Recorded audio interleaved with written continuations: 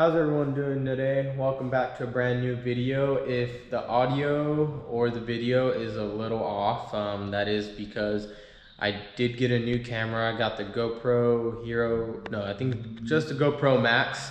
But let me show you guys what we are going to be doing today. Give you guys a little hint, it does have something to do with the engine bay right in this compartment. So I did already open this off camera, but we'll do another, I guess, unboxing again. So there you guys have it. I did get the Roto-Fab intake. This one does have the sound delete, so look forward to that, seeing how this will, I guess, just change. If I notice anything about the car in general at all, I did take some sound test, did a little butt dyno before the installation. I have put around 5,000 miles on the car already, so I do know how it does perform, how it sounds and everything. So once we get all this installed, we'll definitely do another, I guess, reaction video and just see how it is. All right, so from inside the box, we got the instructions, a couple little tools that come in it. We have, what is this? Got a couple clamps, hoses. And then we do have, of course, I opted for the red filter. I thought it'd just kind of go better with the whole white red theme. And then we have the Roto-Fab box. I did slap on the red vinyl sticker on top of the white. And we have another tube. And another tube, and that does look like it is it. So let me just get started with this, and once I start doing stuff, I'll walk you guys through this. This is gonna be more of a install video, and then I'll have another video up that will be the, I guess, comparison of stock and then versus with this intake. Alright, so for the first step, we will be just unloosening these clamps right here and right here. I got my flathead screwdriver and I'm going to just unloosen those and then get back to you guys. Alright, so once that we got that clamp and this clamp unloosened, we are going to be unplugging the mass flow sensor. So once we get that out, alright, so once you got this clamp and this clamp nice and loose, we're going to get the map airflow sensor out. By this, we're just going to unloosen this screw, and this should just slide out, and then we're just going to leave that to the side. Alright, so once you got these unloosened, literally just keep screwing them until they get really loose. You want to let the map sensor free, so there is a little lever, I guess, down here, and you just kind of pull it out. Set that to the side. Oh, doesn't want to stay. All right, and then for this, all you do is squeeze in really hard and you pull it up. Now that's free. If you do have a sound tube, you would get pliers and kind of wiggle that out. And then for this, you just kind of got to wiggle it back and forth until it's free. And same thing on this side. And just like that, the stock tube is out. Alright, so now you can see that this end is taken out. Now it's time to take out the box. Make sure there's nothing connected, you know, one last time. And this one's actually not fastened in, really. It's just on some grommets, so you kind of just got to wiggle it and pull it out. So I'm going to do that real quick, and I'll be back. Alright, let's see if we could get this box out. Kind of just got to wiggle it. And just like that, it pulls out. Alright, now since the whole stock intake is now out, I'd probably take this time and detail the inside of your engine bay if needed. My car, like I said, only has 5,000 miles on it, so it is still pretty clean. So I think I'm good for now. If I need it later, I'll take it out again and deep clean the engine bay. But for now, I am happy now that this is all out.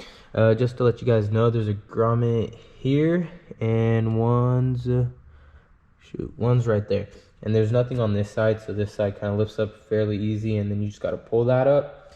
And now we start installing the Roto-Fab intake. Alright, so the next piece that you have to get out is this, I guess they call it like the Chevy catch can type of thing, but what you got to do is get a flathead or a needle nose plier in here and kind of just wiggle it loose until you could kind of just twist it off. That is what I did. So now I got this off.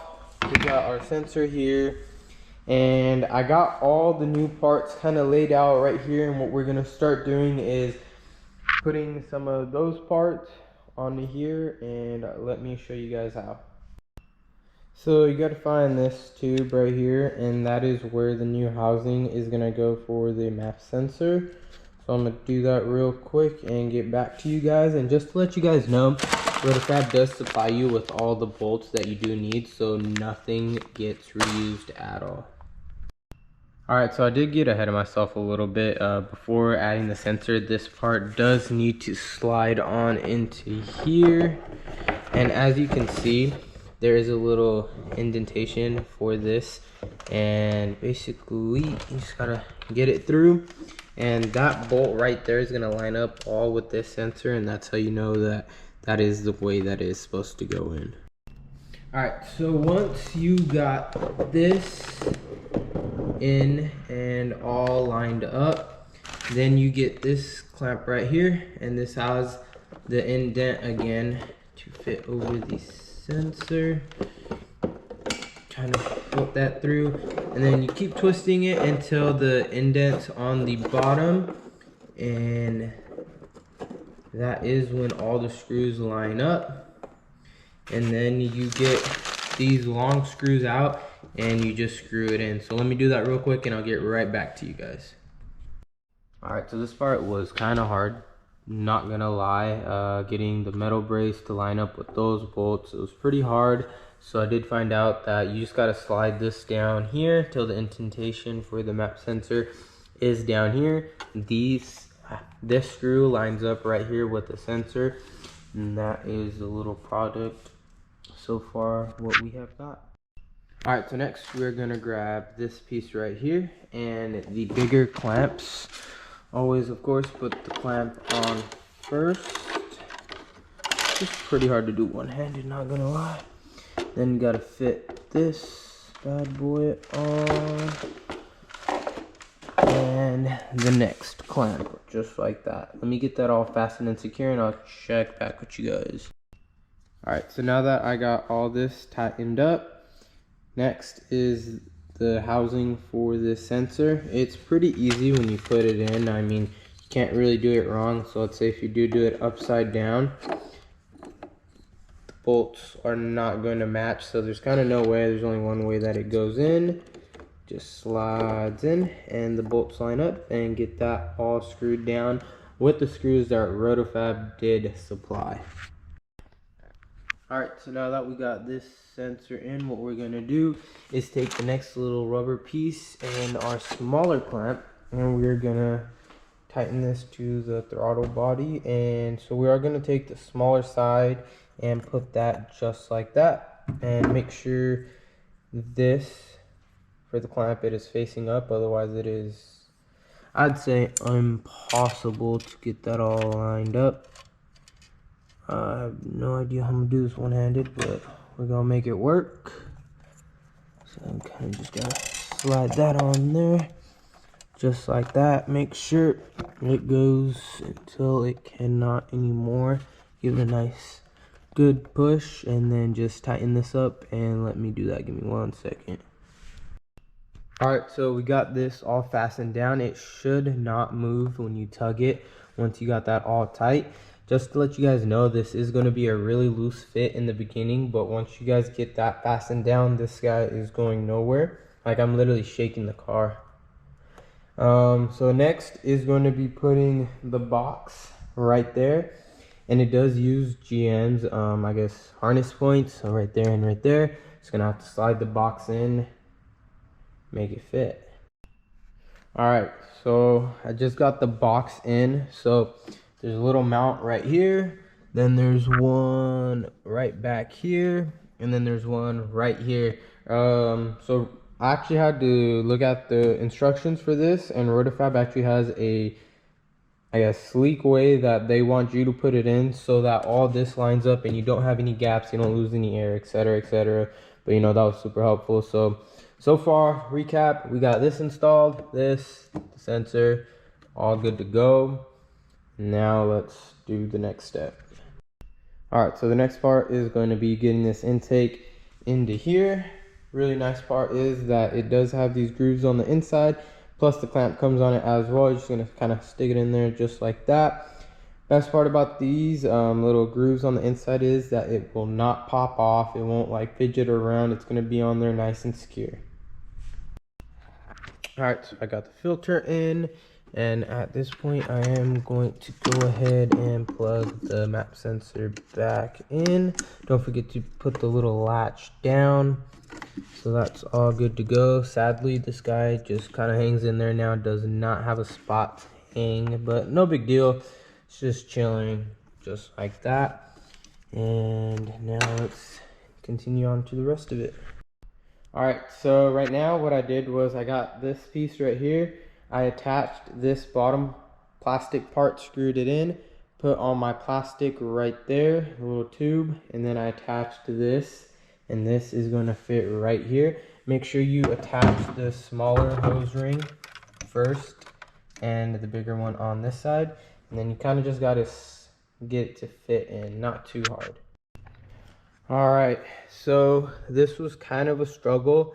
First thing you need to do is get it on this side, just really get it in there and shove it down.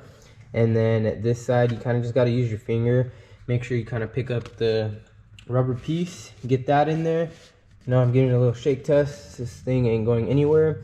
Get all those tightened up, get these tightened up. Make sure everything's plugged back in, plug that back in. You know, this is the only part I'm kind of sketched out about. Kind of sits super low, but hopefully that'll all be good. Other than that, this is a look at the Roto-Fab sound delete intake. Let's see how it sounds on the startup. All right, I'm gonna leave you guys right there for the startup.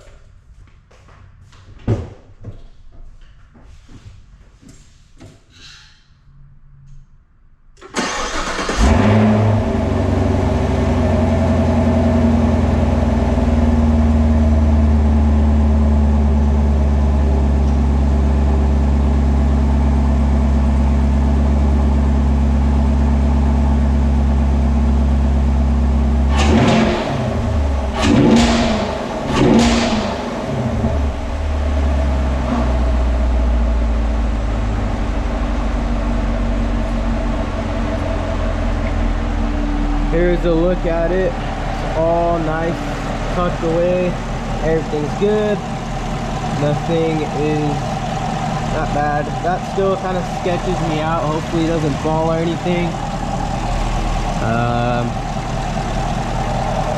Other than that, it's looking all good. I'm excited. I'll get some butt dyno runs tomorrow morning. Right now it is like 11 p.m.